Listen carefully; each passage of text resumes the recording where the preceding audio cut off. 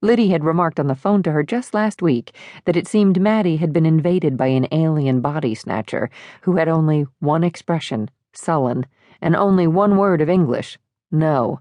And while Rose laughed politely, she wished Liddy and Peter would talk about it. She saw how they both mourned the passing of their perfect little boy, and how hard they found this teenage stranger, full of new hairs and hormones, to deal with. By contrast, Rose had come to learn that her ability not to lose her temper with Maddie might be directly to do with her not having given birth to him. She did not take his outbursts personally because she did not see his behavior as any reflection on her own. "Come on, hurry! I packed your school bag, I charged your phone. Don't forget to tell Miss Walsh you need an afternoon slot for your piano lesson next week. And you've lost your library book, so I've stuck $20 in your jacket pocket to cover it." He shook his head and grunted something unintelligible before picking the duvet up off the floor, rolling onto his side and curling into a ball underneath it. "Maddie," she said, exasperated. "Can Dylan and Jack come over tonight?" came his muffled response. "Yes, if their parents text me. You have to get up now." Suddenly, from downstairs, the front door swung open. "Rose!" At his father's voice, Maddie leapt out of bed, picked his clothes off the floor, and hurried into the bathroom, not quite so teenage yet as to brave paternal wrath first thing. Rose came down the stairs once more. Peter was standing in the doorway, hangdog. Rose smiled. "You didn't have to come back," she said. "I wanted to say I'm sorry." "No, I'm sorry. I shouldn't have been reading it. It was insensitive." "I can't believe she said that. It's so personal.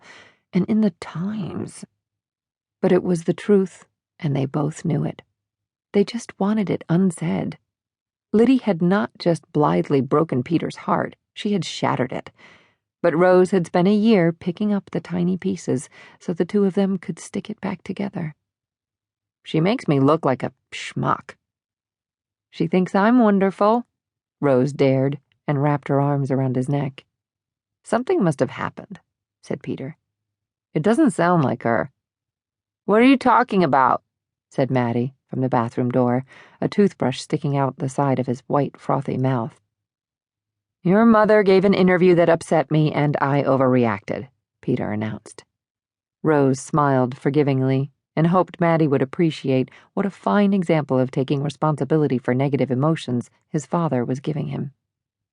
"Is it the broke your heart thing? Mom told me about that.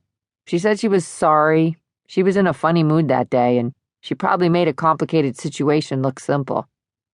He went back to the sink.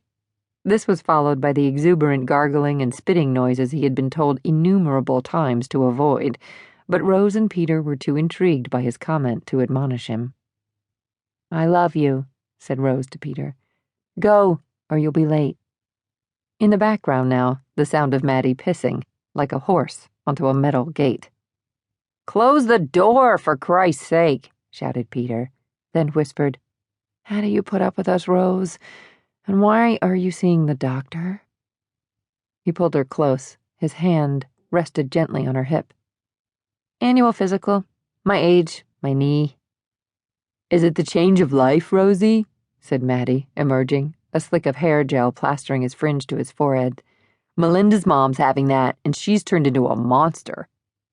"Come on, son," said Peter, chivying the boy out the door before they could find out if this might be the morning Rose's legendary placidity deserted her.